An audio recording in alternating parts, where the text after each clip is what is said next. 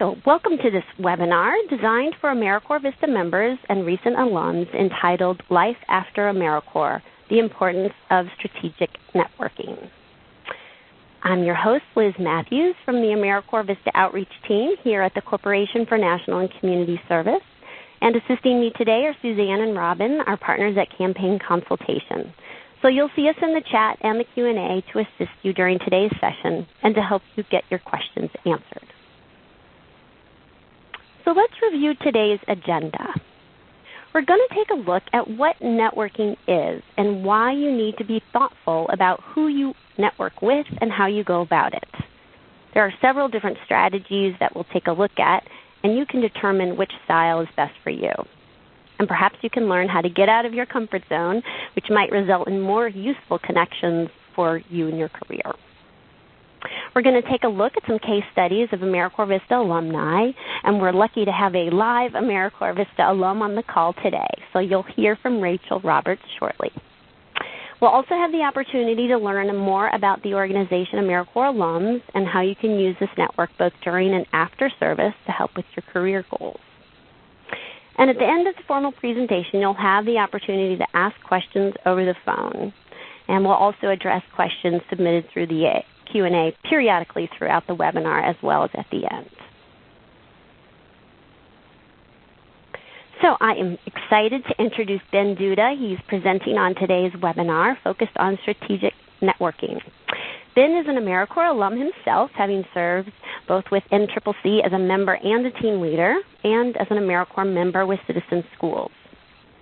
Before joining AmeriCorps Alum, Ben worked with Kaboom, where he served as a senior program manager and worked closely with mayors and civic leaders in scaling their municipal engagement strategy. Ben earned his master's in public policy with a nonprofit management certificate from the Johns Hopkins University. He is now the co-executive director of the nonprofit organization AmeriCorps Alums. So we'll hear more about AmeriCorps Alums later in the presentation, but first he's going to help us understand why strategic networking is important and share some new approaches. Ben. Great. Thank you so much, Liz. I'm really excited to be here today, and good morning and good afternoon to the incredible number of AmeriCorps VISTA members and AmeriCorps VISTA alumni that are joining us today. As Liz said, I'm the co-executive director of AmeriCorps Alums, which is a national nonprofit and the only national organization dedicated to building a network amongst alumni and across all the national service programs. So whether one serves with City Year or Public Allies, a small community nonprofit, or national organizations like Red Cross or Habitat, NCCC, VISTA, we believe that there's a common bond that unites all of us that have worn the A. And so our mission is to build a community of engaged citizens and civic leaders that get things done for America. Networking and strategic networking is a critical part of what we're doing at AmeriCorps Alums, and so I'm really thrilled to be able to talk about the value of building both local networks and a virtual network as part of our professional development and our life after AmeriCorps. So on our next slide, what is networking? So networking is defined literally as building relationships with people working in your field of interest to help you advance your career. But I think networking has a lot of different connotations for different people, and sometimes those connotations are negative. We sometimes think of networking as schmoozing, or even worse, maybe being fake, putting on a persona and trying to get something out of your interactions with other people, this idea of getting to know people or talking about people to create a quid pro quo opportunity. Can you do this for me? Can you introduce me to this person? Can you help me do this? Having an agenda in the way that we interact with people.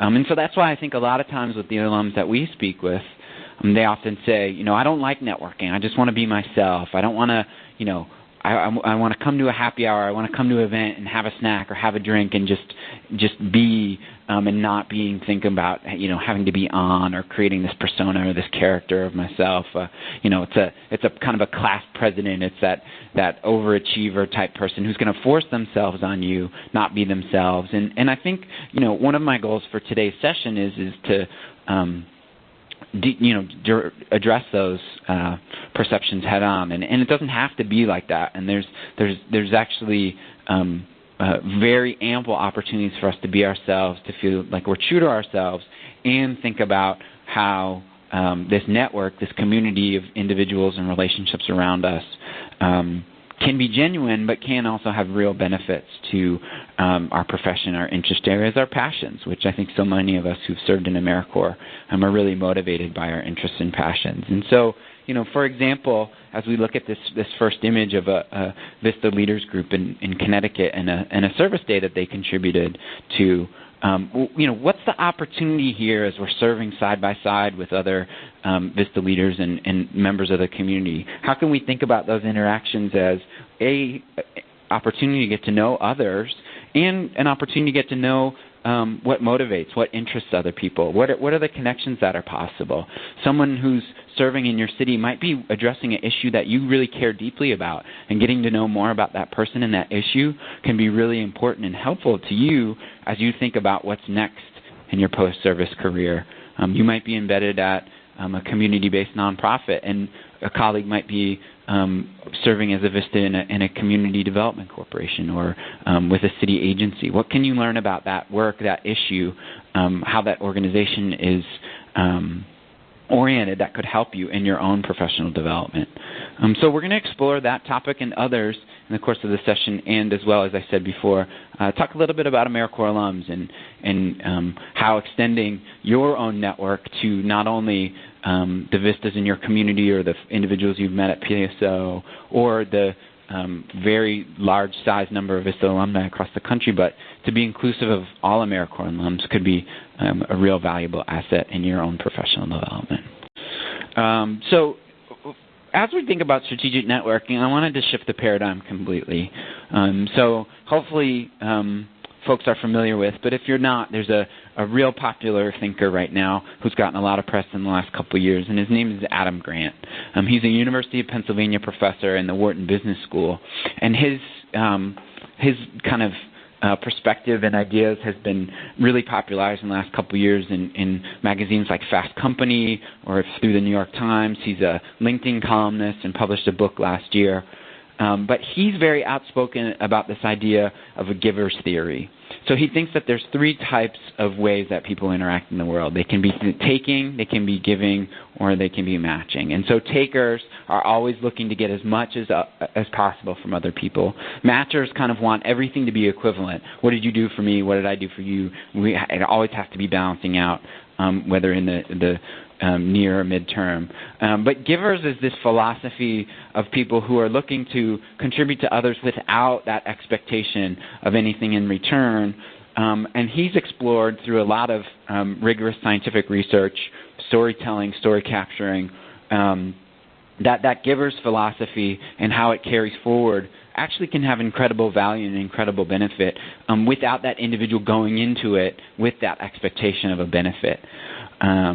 So in Adam's own personal life and how some of this has manifested itself, he's constantly making time to make connections for other people, answering questions, replying to, anonymous or letters and emails from people he's never met before. And even building that actively into his schedule. But I think the philosophy here is really relevant and pertinent to the VISTA member and all AmeriCorps alum community, because there is a certain element of giving in the work that we do and the choice to serve our community. But in thinking about how we can think about networking as an opportunity to be giving rather than matching or taking, I think is a really interesting one. How many recommendations can you give friends and colleagues for professional jobs or opportunities? How many introductions can you make? There's real value in thinking about the paradigm in that way versus who are all the people that could give me a recommendation? Who are all the people that I can talk to? So I'm not going to spend too much time more on Adam. He's got a great TED Talk out there that you can find on YouTube and other speeches and videos that are available. So I highly recommend looking into that. 3 strategies. So here we have 3 images that I'll try and do my best to describe. Our first image at the top is Mayor Nutter of Philadelphia, a real great champion for service, did a lot around Mayor's Day. And in this photo, he's meeting with VISTAs who are deployed in city agencies and other members who are serving across Philadelphia. He's convened this meeting along with his chief service officer and department leads. So as we think about an event like this, how can we think about networking in events with influencers as an opportunity that we should take advantage of? Going clockwise, our next image is a VISTA group that's based in Arkansas. And we're going to call this Networking by Close Relationships. And we'll explore the idea about our closest personal connections, family and friends, are really great assets as we think about strategic networking in life after AmeriCorps. And our final image comes from a VISTA who's leading a food shuttle program as part of a faith-based nonprofit effort. And so we're going to talk about identifying that inner extrovert that this member had defined and that we all can find as we think about our life after AmeriCorps. So as we advance to the next slide about events and influencers, Mayor Nutter is a real champion for national service. He is a chief service officer, which is part of his leadership cabinet, and has utilized AmeriCorps members in national service as a core strategy for how the city gets things done and solves problems. So at an event where he's looking to hear from the members that are serving in the city, how can we think about this as an opportunity for our own life after AmeriCorps and how we think about utilizing an event with influencers? So there's individuals at this meeting. You know, it's a new and different kind of opportunity. Many of us are wearing a uniform or wear an A on a daily basis. Here, you know, we're getting dressed up. And I think an opportunity to not be intimidated by a large group, but think about the meaningful service that you're providing to the community. What I'm not advocating for is an opportunity to get in front of the mayor and say, Mayor Nutter, I need a job after my VISTA year. Who should I talk to? What should I do? But thinking about how your service is trying to solve problems. Who else in the room is trying to solve the problems that you're interested in? It might be an opportunity to introduce yourself to a leader from a different department agency or a local nonprofit, learn more about what they're doing, share a little bit about what you're doing through your service year, and then see if there are connections that you can make that have opportunities that you can follow up on. Even if there's not a straight line next step for you from your service year that you can be that you've clearly articulated, or your dream nonprofit agency leader isn't sitting across the room from you, having some conversations, learning and getting to know more about the work that the individuals are doing and the problems that they're trying to solve in the city is a valuable opportunity that you shouldn't miss out on. So you can still increase your visibility in a meaningful and genuine way. You can connect with some key players that are in your space or issue. And by participating and being an active listener in this meeting, you're staying on top of what are the issues that the city's trying to solve and how they're using service as a solution. As we turn to the next slide, the value of close relationships, we kind of flip the paradigm 180. So here we're talking about personal relationships, significant others. We're talking about maybe that meaningful connection that you cultivated at PSO this year, or someone in your service site who you've really hit it off with. Those genuine connections, those individuals have a very high level of desire and interest to see you succeed. They want to support you in your life after AmeriCorps. The challenge in this scenario is being transparent. We oftentimes don't think about that, and we compartmentalize friends as friends and work relationships as work relationships, and this is job seeking's over here and socializing's over here. But in strategic networking framework, we're thinking about all the assets in our solar system, all the connections that we have, in ways to engage that network as best as we can. You might have an uncle that has a number of friends and connections in housing and community development. You didn't know that because your uncle only knew you as a niece or nephew and didn't know that that was where your interests and passions really lie. So being transparent and being able to tap and activate those relationships and say, my VISTA year has been really transformational for me. I really found that I have been interested in poverty. Is there anyone you know in housing and homelessness or food insecurity that I should talk to? You'll be surprised what comes out of that if you kind of break down those definitions and barriers and start to just be really transparent and open. Similarly, you're creating lots of exciting content expertise and relationships through your service. And so how can the people that you care about take advantage of those relationships and interests? There might be opportunities out there that might not be in your view or be where you see yourself, but that there might be someone in your circle of friends and family that might be interested in taking that on. As we turn to slide 3 and talk about finding your inner extrovert, this is a real opportunity where, depending on what your service site requirements are, depending what your AmeriCorps experience looks like for you, you might have relative levels of community outreach, public-facing tasks, ways that you're required to engage with, present, meet, and community members outside of your host site or your day-to-day service experience.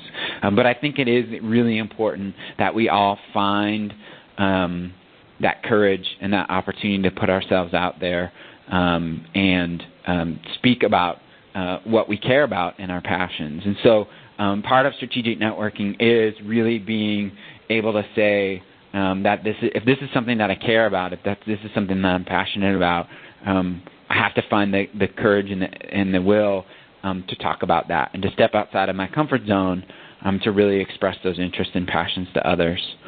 And so that can take a lot of different forms. That might be following up on a lead.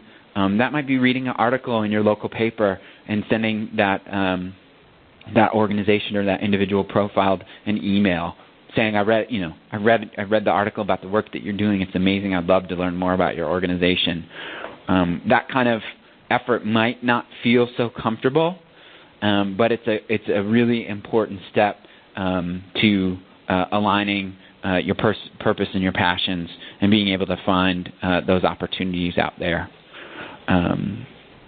And why don't we go ahead and hear from Rachel Roberts, our guest VISTA alumni speaker. Hi, Rachel. Are you there? Hi, Liz. I'm here. Okay, great.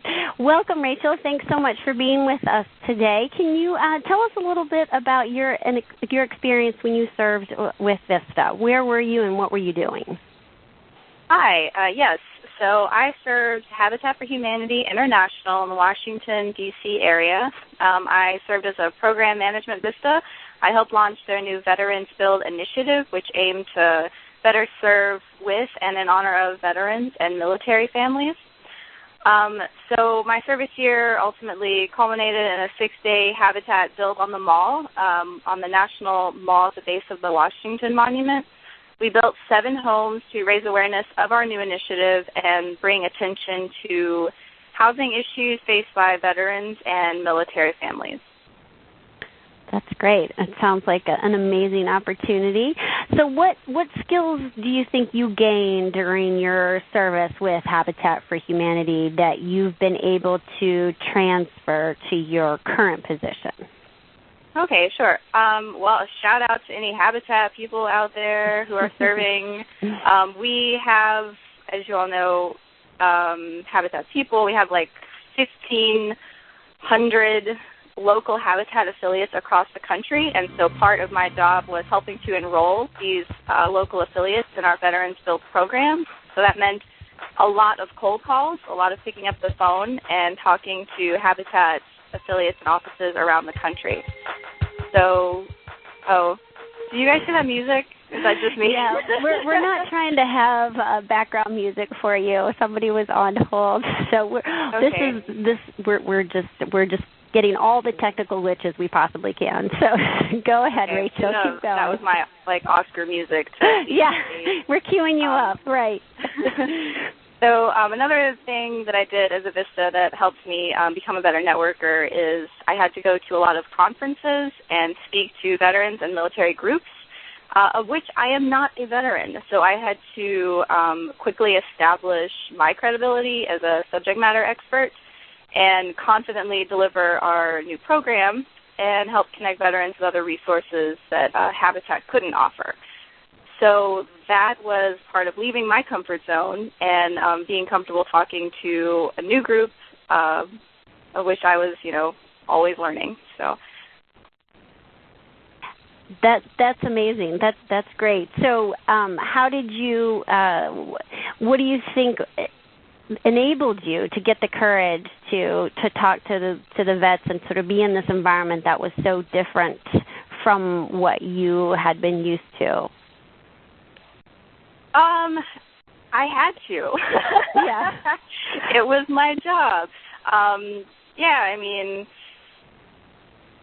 Everybody, when you get up and speak to people, everybody in the audience wants you to succeed. Nobody is actively rooting for you to fail, and really in any of your endeavors. So I definitely had the support of Habitat and knew that can always, if I didn't know the answer to something, was totally comfortable saying I don't know, but I will get back to you. And that helped establish credibility quicker than making things up. Mm-hmm. Absolutely. Yeah, no, that's good advice. And sort of just convincing yourself that what is there to be afraid of, right? I mean, did that mindset kind of help you get through whatever potentially uncomfortable networking situation that you were in? Yeah, absolutely. One of my first conferences was I had to stand up in front of a group of Pat Tillman military scholars, which were all 7-foot-tall, perfect human specimens, all like West Point grads, and they were just very intense people. But I got up, talked to them, and everything was great. That's wonderful. So the skills that you learned as being a VISTA and learning how to be in a room full of people that you might not normally have found yourself in and sort of getting out of your comfort zone, how do you think those skills and the ability to network, how did that help you land your current job?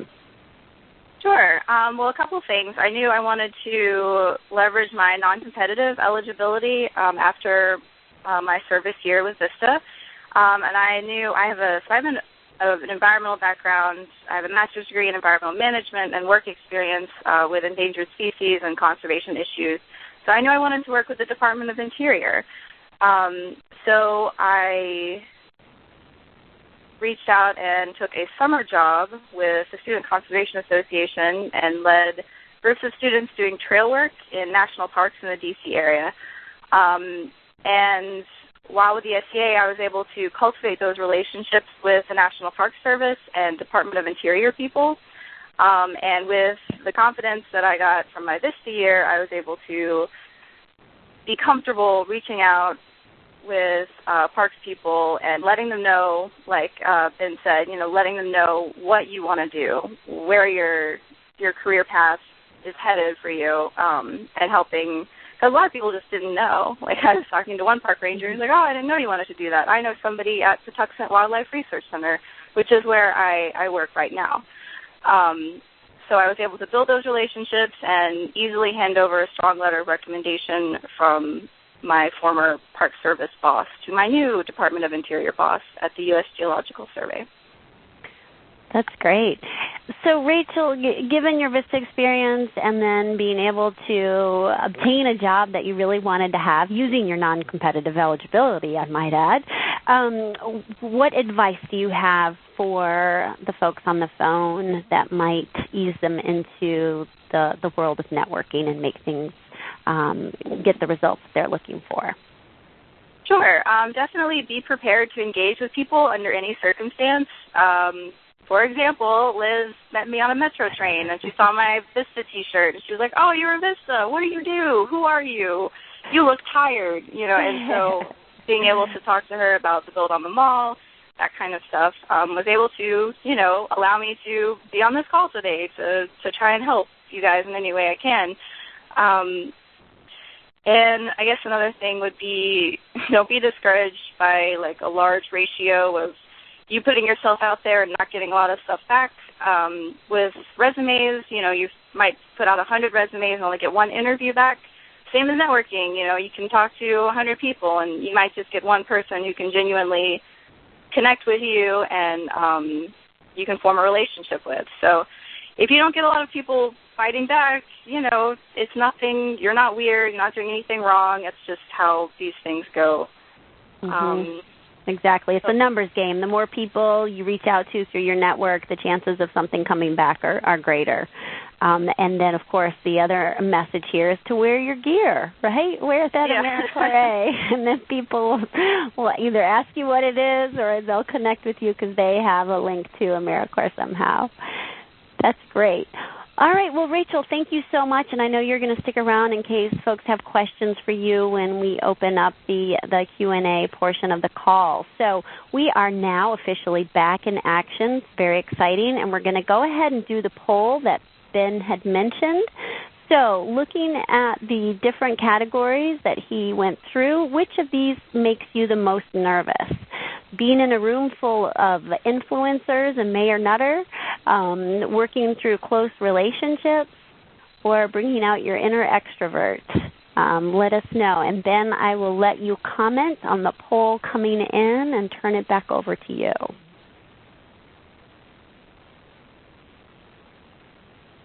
Awesome. Thanks, Liz. I'm excited to be back. This is great. So are we going to broadcast those results?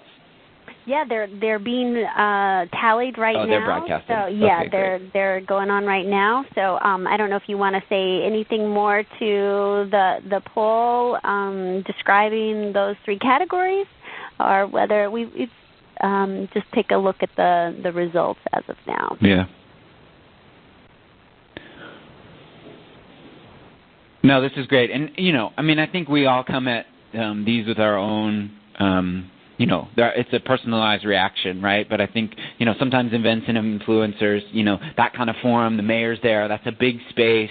It's it can be intimidating. But I think, there's one person there who's going to say one interesting thing, and it's worth following up and making that connection and telling them, wow, it sounds like you're doing really, really cool stuff in sanitation.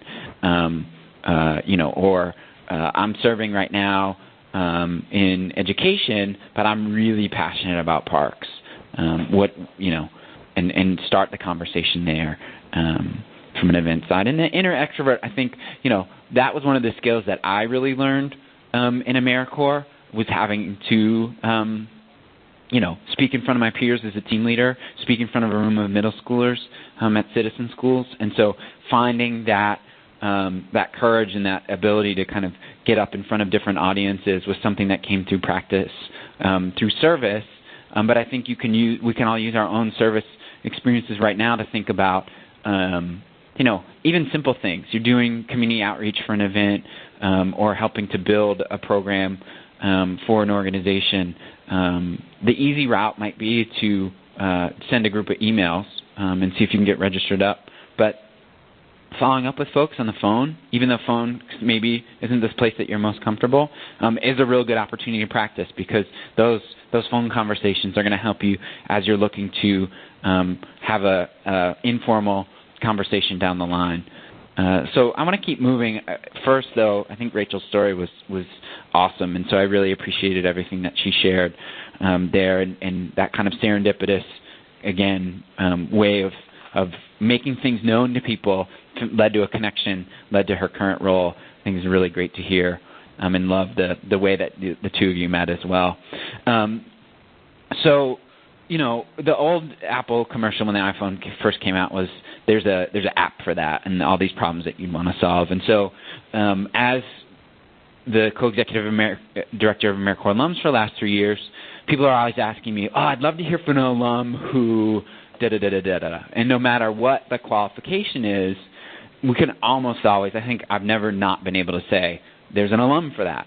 And so I think part of strategic networking, part of thinking about life after AmeriCorps, I wanted to make sure that we came to this group and shared some interesting stories with you about different life after AmeriCorps pathways try to highlight how networking played a role in those pathways, and really focus on how alums are building their careers that are informed by service, even if they're not always a straight line or directly aligned with what they did for their service year. So when we first started this process, I came to the group and I had 7 or 8 profiles, and everybody said, Ben, we got to, in the interest of time, we need to dial it down a little bit. So I've got 4 here. I think it's one of the things we do in AmeriCorps Alums is try and do a lot of storytelling. And even if it's not a VISTA alum that we're profiling, I think there's a lot you can learn by hearing the stories of other alums. And so the first alum that we wanted to profile is Marchelli Hill, who served as a VISTA in 2009 in California. And she's currently the Community Involvement Coordinator at the City of Houston. I think what's interesting about Marchelli's career is going from workforce development and training program in California and then to a city government role in community outreach. And so what she has been able to identify is that those communications and public speaking skills that she was developing as a VISTA, those ability to build consensus and facilitate a group, and her strategic planning and organizing work really connected back to the skills that were required in doing neighborhood outreach as a community involvement coordinator. So the audience was different, the requirements were different, the agency that she was representing was different than the nonprofit she had served with. And then the other thing is that she had done some work in Houston before. So she had left to go to California, came back with a new set of skills that she was able to add and re-engage a network and say, well, this is some of the work that I've done in Houston and Florida since my AmeriCorps year. How could I get involved and be working for the community of Houston? And so I think Marchelli also had served as the chapter co-lead of our Houston chapter. And so as we talk about AmeriCorps alums and what strategic networking can look like in place, I think one of those places can be on the ground through AmeriCorps alums chapters, which is real person communities and connections on the ground in cities around the country. Our next VISTA alum is Andriana, who served a couple different AmeriCorps years with different agencies across 3 states.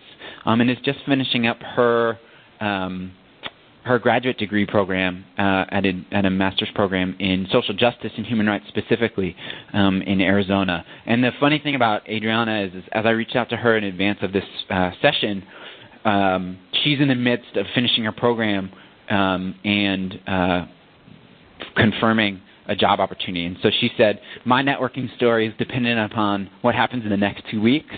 So there's a little bit of TBD, but I think it's so exciting. I'm hoping that we can build it out and do a profile for our blog.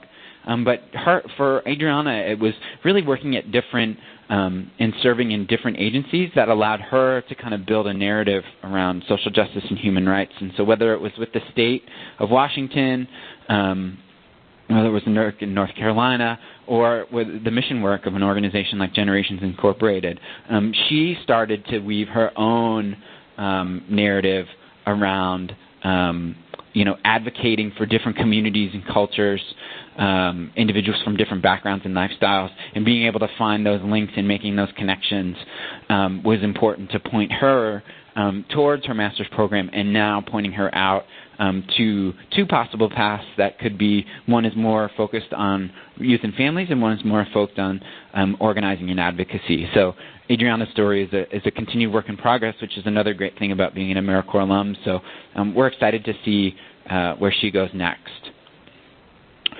So Melissa served 2 terms as a VISTA in Iowa, and is currently the Reading Corps AmeriCorps program manager in a full-time role, also in Iowa. And I think what the interesting thing about Melissa's service experiences is that in addition to being a local VISTA in Iowa, she did actually deploy on disaster during her service term. And so she was looking constantly to take on increasing opportunities. And she shared with me, I had an opportunity to connect before today's session, and she shared that she just took on and looked for opportunities through her service experience to attend meetings and events, be participant and just sit back and observe at board meetings, and kind of tap into as much of what was going on in the nonprofit community in Des Moines. And so she was looking to think about how all of those things could give her a better sense of what were the opportunities that might be available for her post-service. And so in ending up as the program director for the Reading Corps, which is administered through the United Way, there were relationships that she had already started to meet. People knew her from her service year. So when that position came open, she was able to tap into those relationships, and that really helped to lead her to the role that she took on. She feels like she shared the importance of networking is to build connections with individuals who can not only provide a testament to your abilities, but can help you navigate through your chosen career path, which I think is a real interesting way to look at it. Those relationships, then those people then become your biggest champions and advocates, which I think ties us back a little bit to both the events and influencers and the value of close relationship strategy. Our final story is from Kristin Ginger, who is based in Chicago and currently works in communications at Women Employed. Her story is interesting, I think another one that we can relate to in that her service year finished and she decided she needed to do something completely different. So she took on different full and part-time jobs. She traveled and did some service internationally and took a job that was more around having a full-time job than really about finding meaning, and kind of then realized that she needed to find an opportunity that tied her service, her international experience, her passion for writing and advocacy. How could she tie all of those things together? So Kristin shared something that's not directly about being an AmeriCorps alum, but I think is also really interesting in terms of networking. So as we think about our profile, one of the things we talk about at AmeriCorps alums is we really want people to keep AmeriCorps on their resume and identify what the other AmeriCorps alums are out there, because that is a place that you have a connection. Clearly, Liz and Rachel had that AmeriCorps VISTA connection, that AmeriCorps alum connection, when they met on the Metro for the first time. Similarly, there are AmeriCorps alums working at organizations and agencies that you're interested and care about in every city that there are VISTA members in right now. There are AmeriCorps alums working for organizations there as well. And so just like we keep our college or university, even the high school, the community where we grew up, some of those are some identifiers that help us make connections. Similarly, AmeriCorps alums can be that. But for Kristin, it was attending her college. And so even in the interview process, though the woman who interviewed her didn't say, they had that common university experience. They were both alums of Carleton College. And so I think she really felt like that, in addition to her service experience, really helped her get noticed. But the other thing that she found out once she got employed was because her organization is connected to a lot of campaigns and nonprofits in the community, they really count on third-party validations. So who's done work with different organizations, who's connected to different organizations. So in that same way, Kristin shares that she feels like it's great for job seekers to volunteer at organizations in their interest area and set up informational interviews and start to build a network among local nonprofits that can ultimately help you with your job search. And so these are just 4 of many, many stories that exist about life after AmeriCorps and how individuals have looked to capitalize on a network and make relationships in order to help them and strategic networking be a part of a coordinated effort in their work. So what we wanted to do here is pause for a moment. We'd love for folks to think about where maybe you think your AmeriCorps VISTA experience might take you in the future. Do you have an idea of what the next step is on that path? And do you have an idea of how networking might help you meet that goal?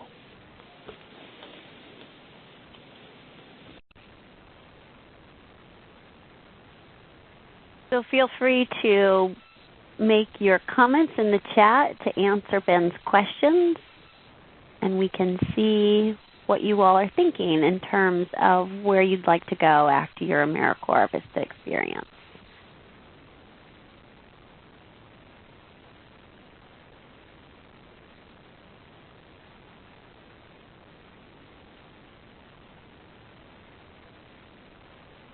Okay, so they want to work with Habitat. So, Rachel, here you are sticking around after this call, so you might hear from some folks.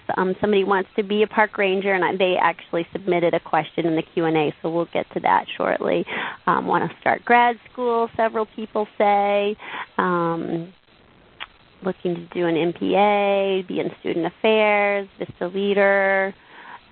All kinds of opportunities flashing forth. So it's great to give this some thought. I must say that I served as a VISTA in 1993, 94, and there were no webinars that helped me think about what my next steps were. So please consider you all lucky to have these types of webinars to get you thinking about these things, because we definitely try to support you in life after AmeriCorps. So this is great. Thank you for submitting all of your responses in the chat. Ben, do you want to go ahead and talk a little bit about AmeriCorps alums? Yeah, I'd love to. Thanks, Liz. So I did want to also make sure that we talked about AmeriCorps alums as a network to tap into, because that ability to make connections from your service experience right now, from the organization where you're serving right now, and then to broaden that network and think about, you do have a connection with every AmeriCorps member that's serving in your community, and you also have a connection with every AmeriCorps alum in your community. You've all worn the A. You've all made a commitment to get things done in service. And so we're looking at AmeriCorps alums and passionate about building a dynamic network of engaged citizens and social impact leaders.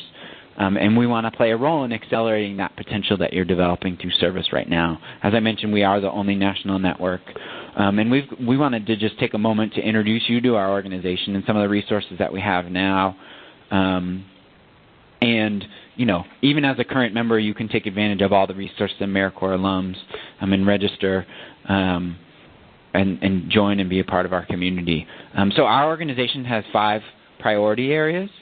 And those are listed here. They're networking, professional development, educational opportunities, service, and voice. And so networking happens on the ground through our local chapters.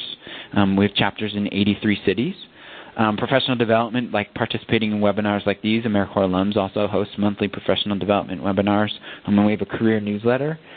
We are actively engaged in finding educational opportunities, working with a number of universities and talking to them about matching the Ed Award and providing other scholarships for AmeriCorps alums, particularly for grad school, with so many people who've talked about grad school.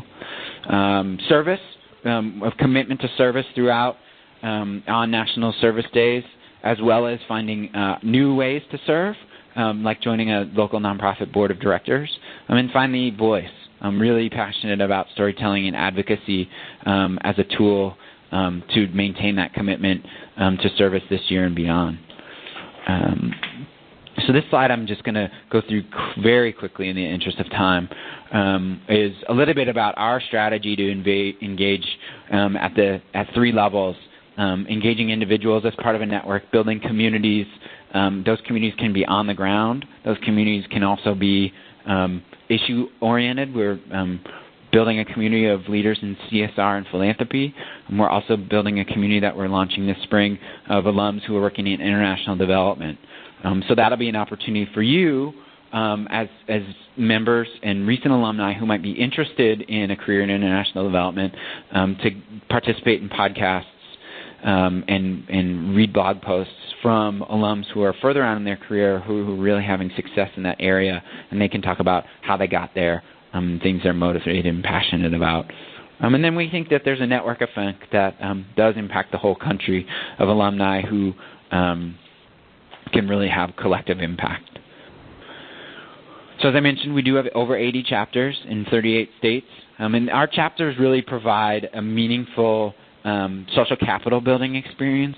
Our chapters do serve together, and there are consistent leadership and professional development opportunities, whether they're more informal, like networking mixers and happy hours, to more formal conversations about grad school careers and pathways and other resources in One Life After AmeriCorps. A little bit more about our chapter programming. A number of grad schools events have happened at cities where alums who've pursued different graduate degrees talk about that experience and share, I got my MPA, this is what I'm doing with it now, this was my experience, this is how I decided between an MPA and MPP, social work, education, so on. And networking and other events are a typical part of what an AmeriCorps Alums chapter is doing on a daily basis. So we're also online, so really encourage folks to connect with us online. There's 3 resources that I've pulled out here specifically, Facebook, Twitter, and LinkedIn. So we are, and I think we're going to provide the links to all 3 of those to all the attendees. I think really focusing especially on the LinkedIn group.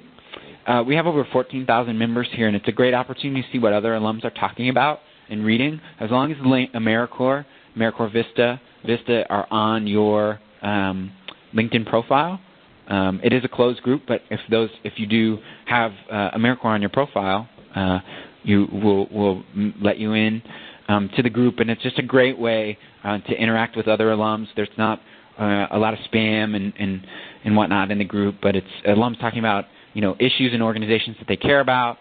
Some people are making connections. They're also making connections around specific interest areas. So alums who are interested in education are connecting with other alums in education through LinkedIn. So I think that's a different strategic networking, and it's actually a whole other webinar. We actually have one archived on our website if you're interested in thinking about how to utilize LinkedIn. We had a guest presenter from LinkedIn company out in Silicon Valley co-present that. But it's a really valuable tool to put your information and your interests out there. So what we did also want to make sure that we did was take an opportunity for next steps. And so I think for all of our participants to go forward,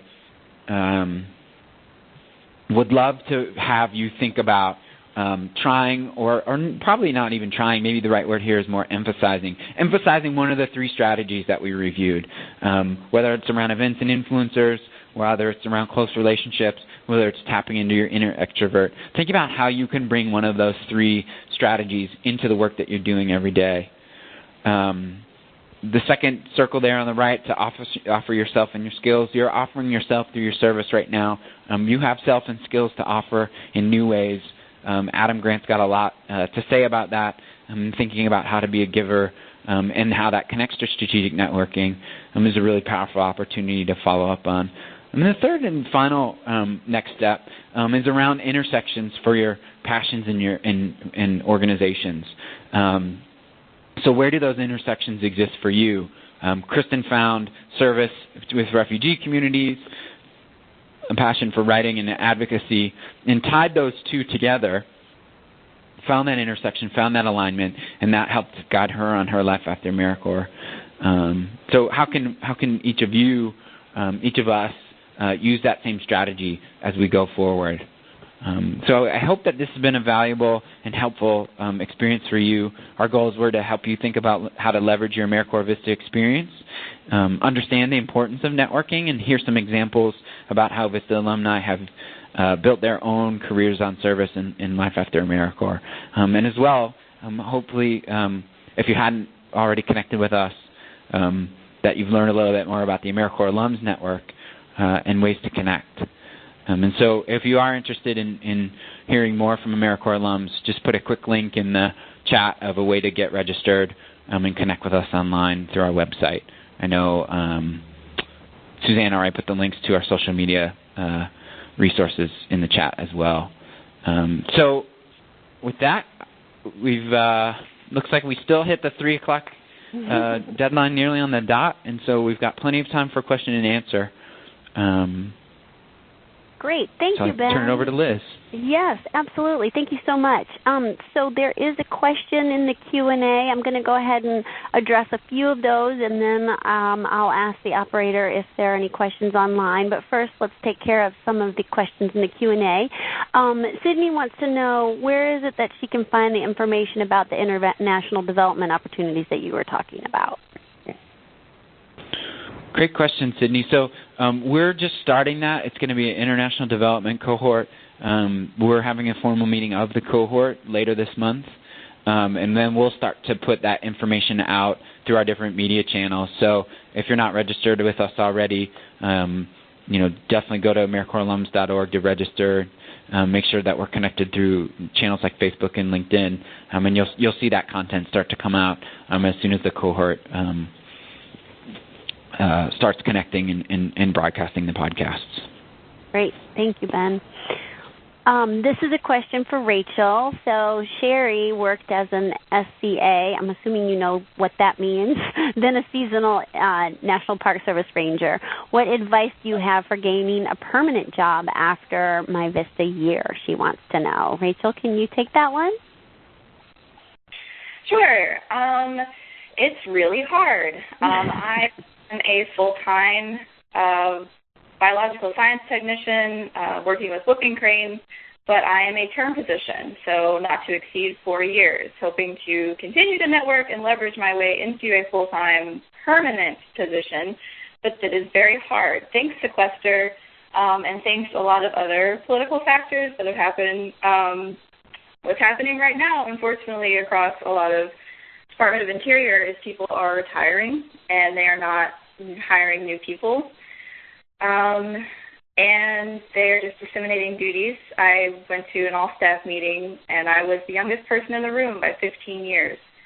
So it's really hard, and I would just continue to leverage your contacts with the Student Conservation Association, the SDA, continue to work in state and national parks, and with your experience working as a seasonal,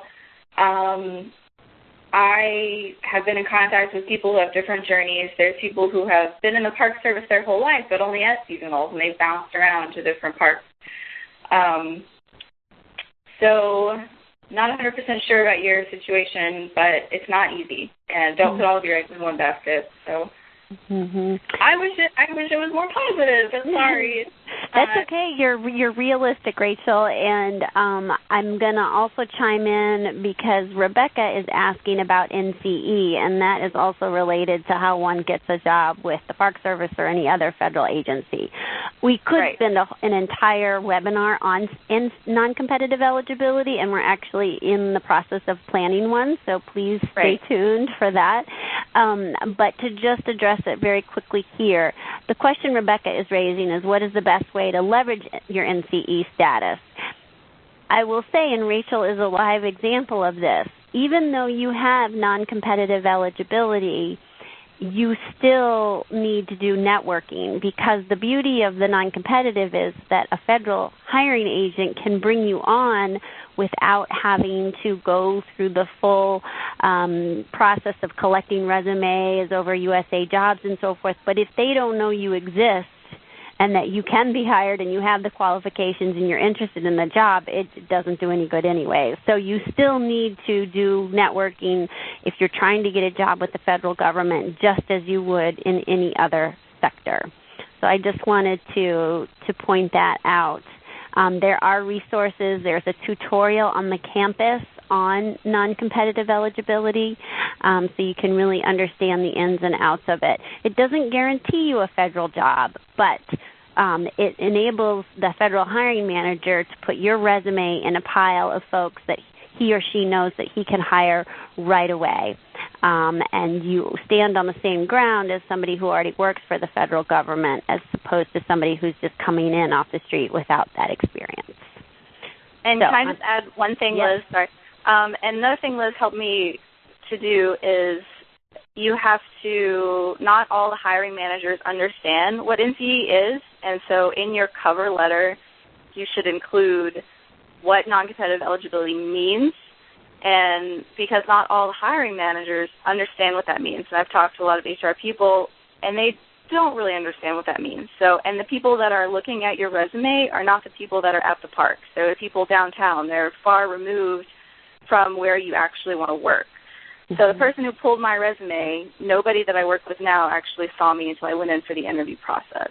So you have to educate the hiring managers at the same time. That's exactly right. Thank you, Rachel. And we're in the process of going around to different federal agencies in order to do that educating, but obviously it takes a lot of time to do that. So you all can help by just simply saying, hey, by the way, I have non-competitive eligibility, and you can go to your my.americorps.gov go to your account on the portal and you can get your non-competitive letter. If you haven't finished your service yet and you want to apply, you can let the hiring person know, I will have non-competitive eligibility as of the day after you end your service. And then after you do end your service, that letter is what they need in order to prove that you do have the NCE status.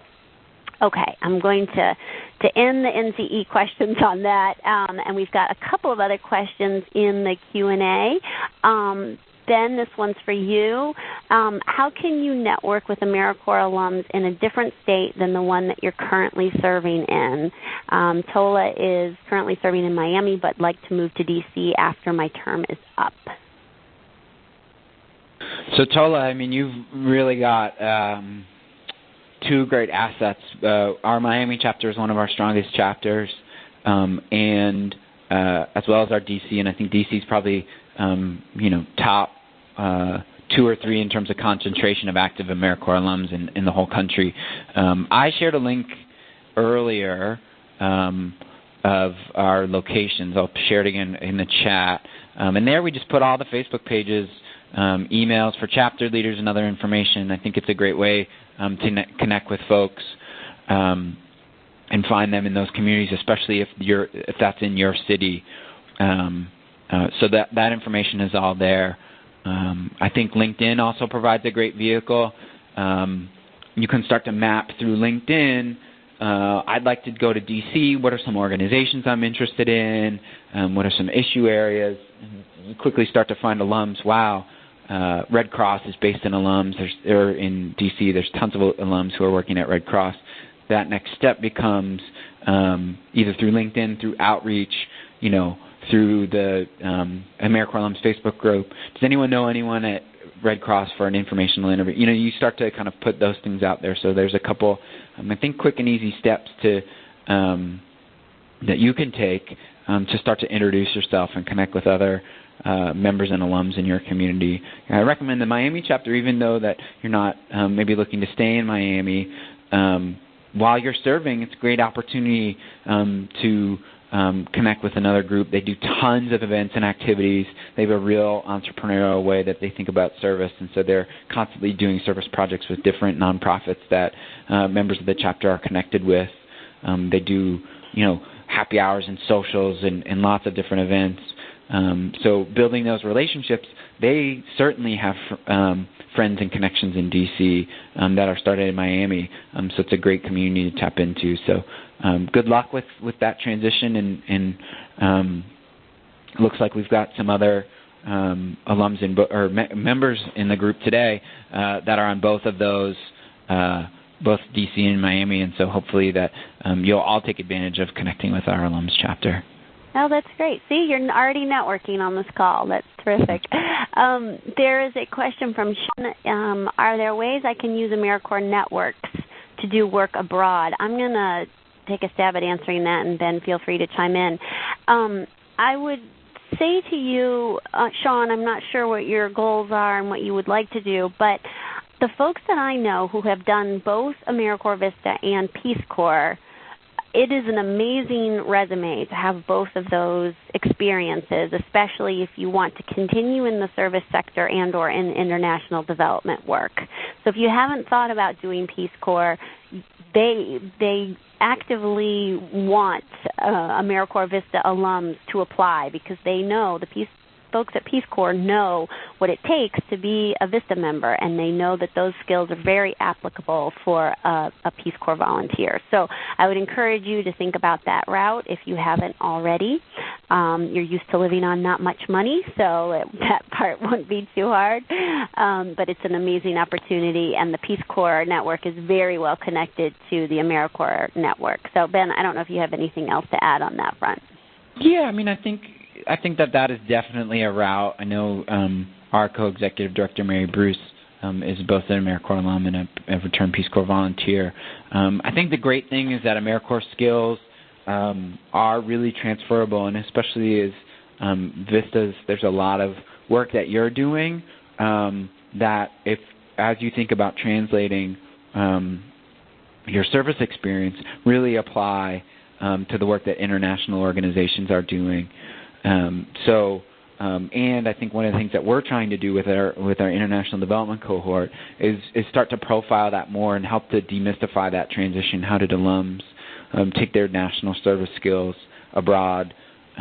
There are also programs and opportunities. I know sometimes people take their education experience and do English as a second language teaching overseas. So there are a lot of different routes to take. I think, again, thinking about from a strategic networking point of view, in your community or across the country through a tool like LinkedIn, who's working overseas, what are organizations that you're interested in? Read the bios that people have. You'd be surprised as you dig through staff profiles how many people will say they served a year in AmeriCorps. They'd love to hear from you. Mm-hmm. And I'm going to address James in the chat because he's wondering, does AmeriCorps have a relationship with Peace Corps? We absolutely do, and I don't know what you're doing after this call, James, but I see that you're here in D.C., and I know that there is a career fair, a job fair going on at the Peace Corps headquarters today from 4 to 7 p.m. So we have a table there, and there's all kinds of other organizations that are trying to get the interest of returned Peace Corps volunteers. So I'm sure if you don't have anything going on this evening, you'd be welcome to attend that career fair.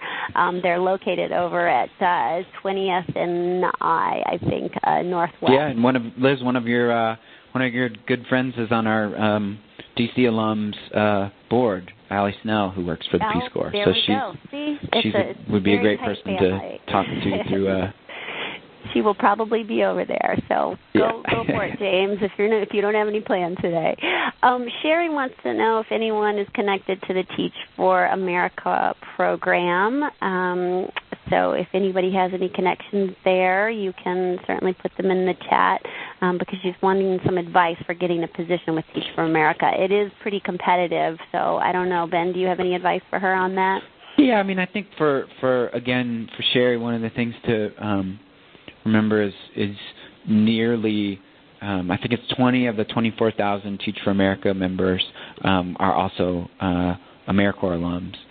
So AmeriCorps has been a key engine to powering Teach for America as it has for lots of other nonprofits, so that there is that connection. I know anecdotally that, or I've certainly heard from lots of folks that Teach for America looks to hire lots of Teach for America Corps members as alums. Or as employees, rather. But that's not to say that the skills and experiences you're gaining through VISTA wouldn't be transferable. I think a great opportunity is that they do have in-city staff in all the communities where they're located. It might be an opportunity for you to reach out, see if there's somebody that you could talk to. As we're approaching summertime, they do their training institutes in many cities. Is there an opportunity there from a part-time position? I know there was a woman who we engaged with who was an alum of Rebuilding Together in Florida, moved to California, helped support a summer institute, and was soon doing operations and logistics for their Oakland office. And she was not a Teach for America alum, but that was her kind of career path. We profiled her in a webinar a couple of years ago around education careers at AmeriCorps alums. So that might be one strategy. There's certainly others, but I think thinking about those connections, making that transparently known, like you did in the chat, is a great first step to take. Absolutely. So Rachel in the chat is saying, in the Q&A, I would like to connect with other VISTAs and VISTA alum. When will the VISTA campus map be fixed so that I can search for alums near me? Well, Rachel, thank you very much. We did not realize that the search feature was broken. So please check back with the VISTA map early next week. We hope to get that fixed right away because that certainly is part of the purpose of having a map up on the campus. So thank you for letting us know. Operator, can you let us know if there are any calls, anybody wanting to ask a question over the phone? I am not showing any at this time, but again, *1 if you'd like to ask a question on the phone. Okay, great. Super. Well, let me go ahead with our last few slides. I just wanted to point out that AmeriCorps VISTA also has a LinkedIn page, and Ben is absolutely right. And please identify yourself with AmeriCorps VISTA as well as the project in which you served, because you'll be able to connect with all of our networks that way. From our page, you can see our groups. There's an AmeriCorps VISTA alumni group as well as a currently serving member group. So if you join our LinkedIn groups, then you'll receive the information about webinars like this as well as other events and information that will be useful to you as a VISTA alum. So let's go ahead and open the evaluation. Again, Ben was very wise in pointing out that as VISTAs, you're used to having to be flexible and nimble. So thank you for your patience today on all of our technological challenges that we have. We really appreciate that. And we would like to get your feedback. It's really helpful for us to know how this information was for you and how we can improve these webinars, and your input definitely helps us get that. So while you're completing the evaluation, I just wanted to make sure that you knew about our next webinar, which is April 23rd. It's how to design and run an effective meeting. So that might be very helpful to many of you who have to run meetings, and that is a lifelong skill that you will definitely use in whatever job you have moving forward. So I just wanted to take a moment to thank Rachel. Thank you so much, Rachel, for being on the call with us today and for all the work that you did as an AmeriCorps VISTA member and the work that you're now doing for the Park Service. It's really wonderful. We commend you, and thank you so much. And Ben, thank you for being our presenter today, and thank you for your patience as we work through our technical glitches. And it's always a pleasure working with you, and thank you so much for sharing your insights and experiences with our members on the phone today. So thank you, everybody. We appreciate your time, and we will look forward to seeing you again online soon. Thank you.